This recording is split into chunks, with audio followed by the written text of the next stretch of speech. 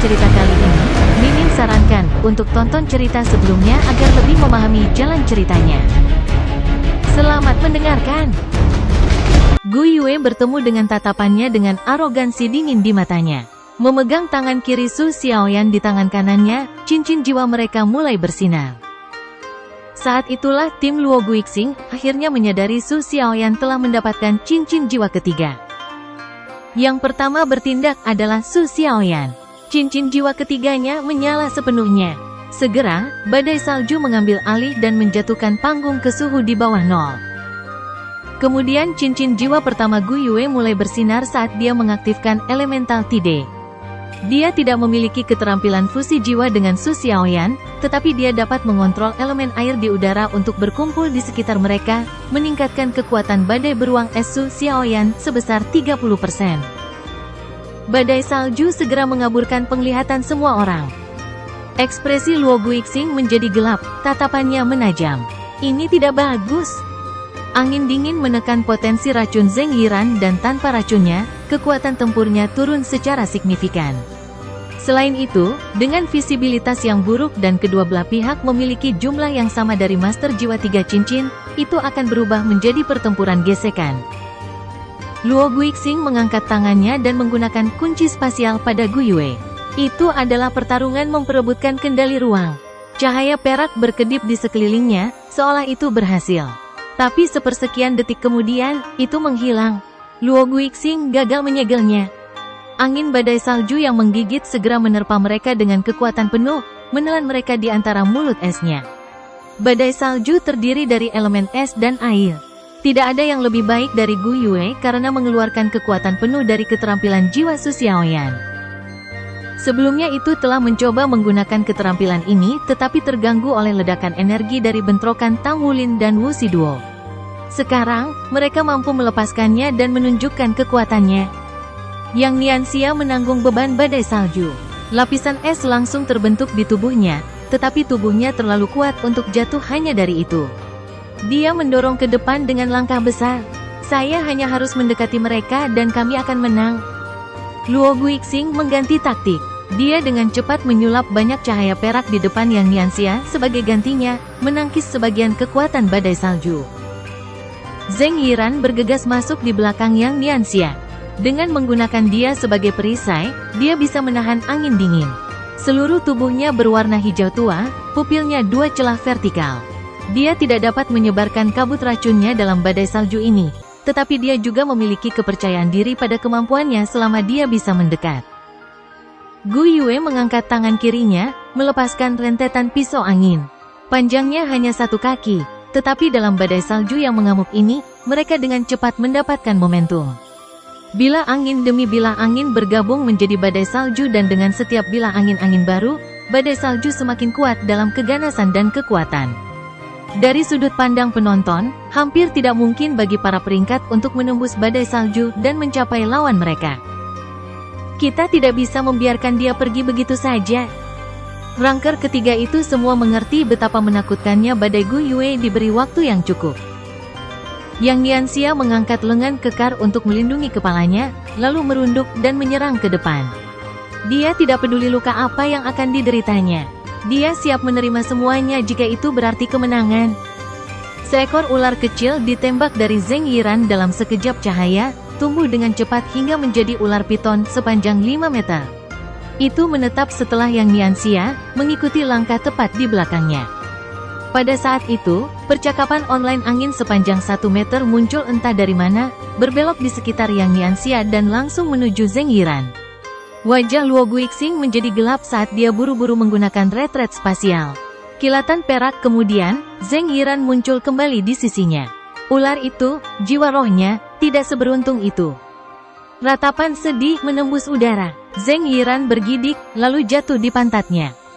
Ular sanca itu berubah menjadi kumpulan cahaya hijau yang masuk kembali ke tubuhnya. Butuh beberapa saat sebelum bisa bangkit kembali. Zheng Yiran menderita kerusakan serius karena jiwa rohnya nafas. Sementara itu, Yang Nianxia memanfaatkan kesempatan ini untuk menutup jarak antara dirinya dan targetnya. Hanya 10 meter tersisa di antara dia dan Gu Yue dan Su Xiaoyan. Namun, saat dia menggali menuju mereka, sebuah cincin emas muncul di tanah. Itu tidak menargetkan Yang Nianxia, tetapi Luo Guixing yang jauh. Dengan Luo Guixing dan Zheng Yiran bersama, ini adalah waktu yang tepat untuk cincin emas ini bergerak. Luo Guixing baru saja menggunakan retret spasial, dan ada momen singkat di mana dia tidak bisa menggunakan keterampilan jiwa. Rantai emas ditembakkan dari tanah dan mengikat mereka berdua. Kemudian pedang angin muncul, terbang lurus ke arah mereka. Apa-apaan ini? Bagaimana ini mungkin? Senyum di wajah Luo Guixing membeku. Yang mengejutkan, dia menyadari bahwa dia tidak dapat menggunakan kekuatan keselamatan. Dia seperti orang biasa sekarang. Tidak peduli seberapa keras dia bertarung melawan rantai, dia tidak bisa menggerakkan sedikit pun kekuatan jiwa sesuai keinginannya. Pisau angin tiba. Sebagai pengontrol ruang, dia tidak memiliki banyak kekuatan pertahanan, dan Zheng Yiran baru saja mengalami cedera yang tertidur. Tidak ada yang bisa mereka lakukan untuk membela diri. Kematian instan Piton adalah bukti mematikan dari bisnis angin. Hanya kematian yang menunggu Luo Guixing dan Zheng Yiran jika mereka terkena serangan itu sementara tidak dapat menggunakan kekuatan jiwa mereka. Seberkas cahaya turun dan gagalnya mereka berdua. Cahaya menelan angin tanpa membiarkan bahaya menimpa kedua siswa itu.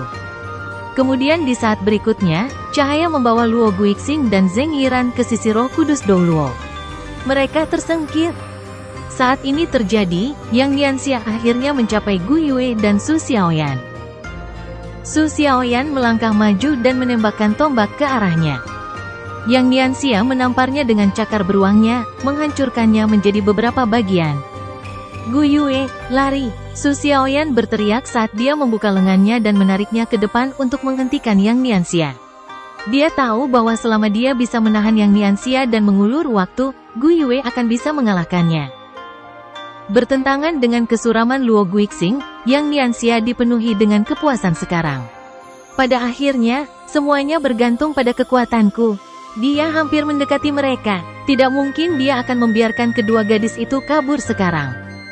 Dia meraih bahu Su Xiaoyan dengan tangan kirinya, berhati-hati agar tidak menyakitinya secara serius, saat dia mencapai kaki dokumen tersebut. Tanah yang bergetar pasti akan mengganggu konsentrasi Gu Yue. Keempat rekan tim saya telah tersingkir, dan pada akhirnya, semuanya terserah saya untuk menyelamatkan hari ini. Tangannya mendarat di bahu Su Xiaoyan dan dia berpindah untuk melemparkannya ke bahunya. Tetapi pada saat itu, dia berada di belakang mencurigakannya. Kakinya kehilangan tenaga dan langkahnya melebar, tidak menendang apapun kecuali udara. Perubahan tiba-tiba di bagian tengahnya menyebabkan dia terjadi, dan dia hampir jatuh. Kemudian, bersamanya, Su Xiaoyan menghilang dari genggamannya. Sebaliknya adalah Su Lizhi yang gemuk. Hehe, jangan lupakan aku. Itu dia. Rahang para penonton ternganga. Apa yang dilakukannya? Yang Nianxia juga menjadi bisu. Dari awal sampai akhir, dia belum pernah melihat Su Lizhi sebagai seorang pejuang. Namun, sekarang lemak berdiri di antara dia dan Su Xiaoyan. Bukankah dia seorang ahli jiwa tipe makanan? Siapa lagi namanya? Su Lizhi, menurutku. Su Lizhi berdiri di hadapannya, menatap Yang Nianxia dengan sikap menantang. Dia menggerakkan tangannya dalam gerakan melingkar, gelombang lembut kekuatan jiwa putih terpancar dari telapak tangan. Yang Nianxia menggeram dan meninju Su Lizhi. Dia tidak bisa memaafkan dirinya sendiri karena dihentikan oleh master jiwa tipe makanan. Kaki Su Lizhi menari dengan pola yang membingungkan, menggerakkan tubuhnya yang montok dengan kegesitan yang mengejutkan. Dia pindah ke samping, menghindari pukulan Yang Nianxia. Kemudian dia mendorong dengan kedua telapak tangannya, membuat Yang Nianxia terhuyung mundur beberapa langkah. Pertukaran singkat ini memutuskan pertempuran. Bola api raksasa terbang dan meledak di wajah Yang Nianxia. Yang Nianxia baru saja berhasil mengangkat kepalan tangan untuk melindungi dirinya dari ledakan itu, tapi pemboman Gu Yue baru saja dimulai. Bola api menghantamnya dengan cepat. Serangkaian ledakan mengguncang arena. Meskipun dia hampir tidak bisa mempertahankan dirinya dengan tinjunya, tidak ada yang bisa dia lakukan sekarang. Su Xiaoyan dengan santai berjalan sambil mengembunkan tombak es di tangannya. Tidak ada ketegangan tersisa dalam pertempuran itu. Siapapun dengan setengah otak dapat melihat bahwa itu adalah kemenangan tim Tang Wulin. Semua siswa yang menyaksikan berdiri dalam keheningan yang tercengang. Mereka mengira peluang menguntungkan para peringkat di awal, dan kemudian yakin akan kemenangan mereka ketika Wu Shiduo berubah menjadi macan putih neraka. Tapi Xie membawa Su Yucheng yang terluka parah dan Tang Wulin membawa Wu Shiduo bersamanya. Meski begitu, mereka mengira para ranking kemungkinan adalah pemenang. Mereka percaya Yang Nianxia bisa dengan mudah berurusan dengan Gu Yue dan Su Xiaoyan. Namun, harapan mereka sekali lagi dibatalkan. Pada akhirnya, tim Tang Wulin meraih kemenangan di luar ekspektasi. Su Xiaoyan tersenyum cerah saat dia mendekat. Cincin jiwa ketiganya tidak hanya memberinya blizzard, tetapi juga memberikan keterampilan jiwa kepada staf es Star Wheel-nya. Dia sekarang bisa menggunakan Star Wheel Shackles di siang hari bolong. Kartu tersembunyi terakhir inilah yang membuat mereka menang. Dia percaya bahwa bahkan jika Su Lizzie tidak bertindak, Gu Yue akan dengan mudah dapat mengalahkan Yang Nianxia dengan kontrolnya atas elemen dan kemampuannya untuk berteleportasi. Hanya tim mereka yang mengerti seberapa kuat Gu Yue sebenarnya. Dia bahkan tidak habis-habisan dalam pertempuran ini. Berhenti, suara dingin Wu Zhangkong bergema di atas panggung. Yang Nianxia tersandung beberapa langkah ke belakang setelah pemboman bola api berhenti, menurunkan tinjunya untuk menunjukkan wajah yang penuh rasa malu. Pertandingan sudah berakhir. Kemenangan jatuh ke tangan tim Tang Wulin, Wu Zhangkong mengumumkan saat dia naik ke panggung. Kita berhasil, kami menang. Su Xiaoyan meraih tangan Gu Yue dan melompat-lompat dengan gembira, air mata mengalir di wajahnya. Di perselingkuhan, Tang Wulin mendukung Xie yang telah dirawat oleh Roh Kudus Douluo. Meskipun Xie pucat, harga diri yang keras kepala bersinar di matanya. Kami menang, kami benar-benar menang, saya tidak bersantai teman-teman saya. Sebaliknya, bibir Tang Wulin terkatup rapat. Kita berhasil, saya akhirnya membuktikan diri. Meminjamkan lengan ke Xie, keduanya berjalan untuk bergabung dengan teman-teman mereka di atas panggung. Begitu mereka semua bersama, mereka saling berpelukan dan menangis bersama, menyatakan kemenangan mereka. Kami menang, kami pemenangnya. Kami yang terkuat. Wu Shiduo menyaksikan dari sisi panggung, benar-benar tercengang. Kulit Su Yucheng semakin memucat saat melihat mereka merayakannya. Wajah Luo Guixing tidak memiliki sedikit pun senyuman di bibirnya. Zheng Yiran menyaksikan dengan jijik. Dia tidak memiliki kesempatan untuk menunjukkan kekuatan penuhnya sepanjang pertempuran. Hanya Yang Nianxia yang masih berdiri di atas panggung, tetapi dia sama seperti penonton lainnya. Perayaan kemenangan tidak ada secara keseluruhan dengan dia. Yang kalah akan dilupakan. Di tengah perayaan mereka, Gu Yue melepaskan diri dari teman-temannya dan berjalan ke tepi panggung, melompat turun, dan berjalan ke Ye Xinglan, yang telah berdiri di beberapa titik dan menonton dengan tangan terkepal. Tanpa memberinya kesempatan untuk bereaksi, Gu Yue memeluknya erat. Terima kasih, karena kamu, kami menang. Gu Yue berbisik ke telinga Ye Xinglan saat dia memeluknya. Ye Xinglan membeku, lalu santai. Sedikit senyum bermain di wajahnya saat sikap dinginnya yang acuh tak acuh perlahan mencair.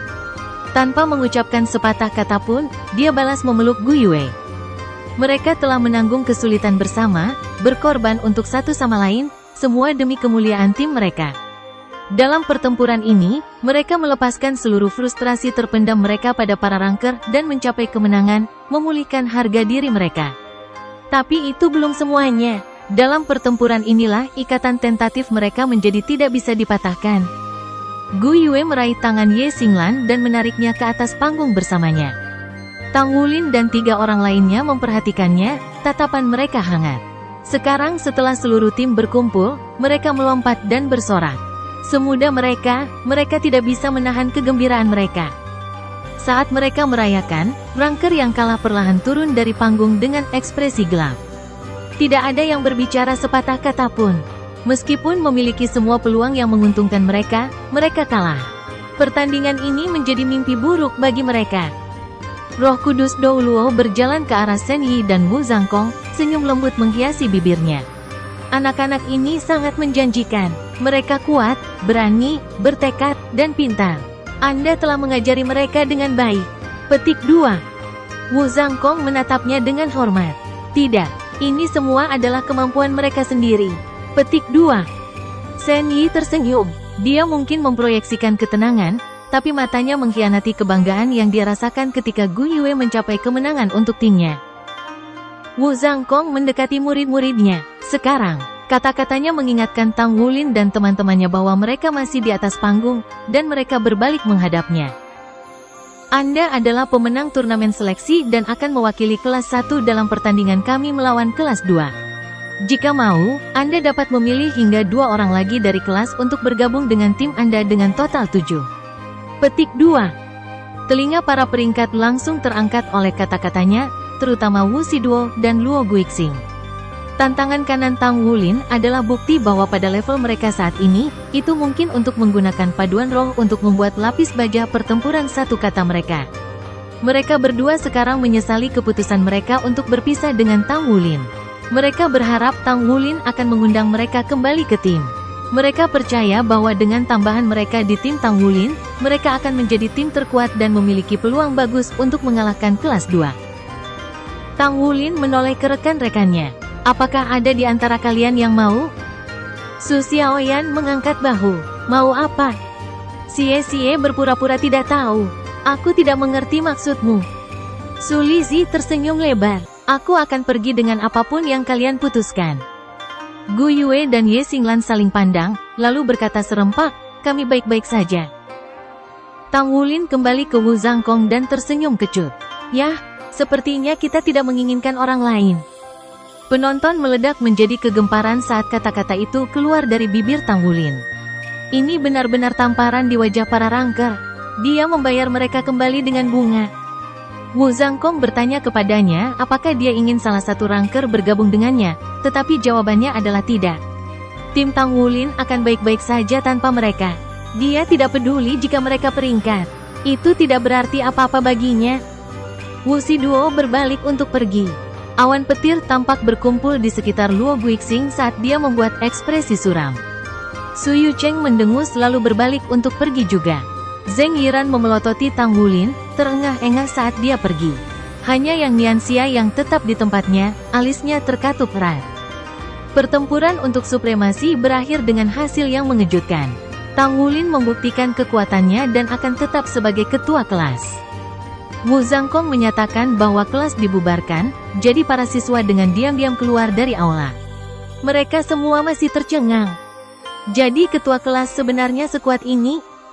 Wu Siduo bukanlah yang terkuat di kelas kami.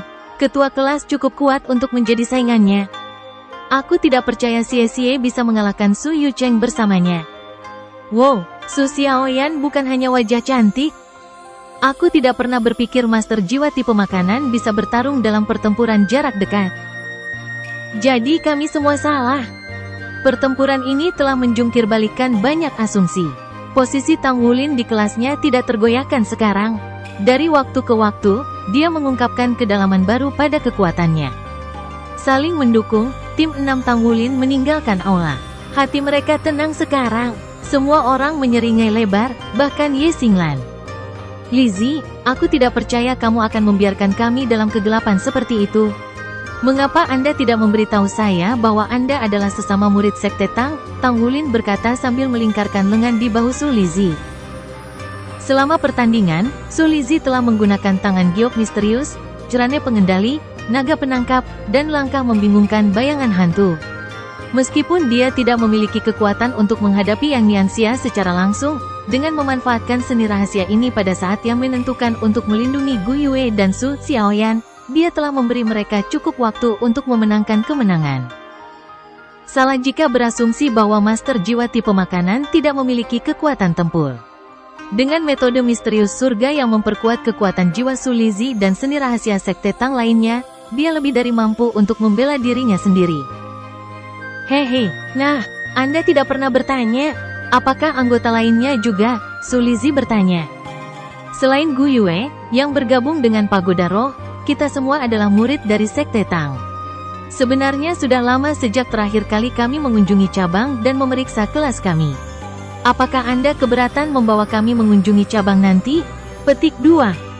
Su Lizhi tersenyum. Tentu, ngomong-ngomong, Xinglan adalah murid Sekte Tang juga. Sepertinya kita semua adalah sesama murid. Petik 2. Tang Wulin memandang Ye Xinglan dan berbicara dari lubuk hatinya. Terima kasih. Ye Xinglan meliriknya. Tidak dibutuhkan. Setidaknya itu yang bisa saya lakukan setelah mengambil logam dasar ilahi Anda. Kami akan bertarung bersama melawan kelas 2 nanti. Jangan seret aku, petik 2. Tang Wulin terkekeh. Kita lihat saja nanti. Ye Xinglan tersenyum. Ekspresi Tang Wulin berubah menjadi kaku. Kelas-kelas 2 sangat kuat. Tidak akan mudah untuk mengalahkan mereka. Petik 2. Xie terbatuk. Ya, tepat sekali. Su Xiaoyan memutar matanya ke arahnya. Seseorang yang selalu dipukuli oleh musuh sebaiknya tidak membocorkan info apapun.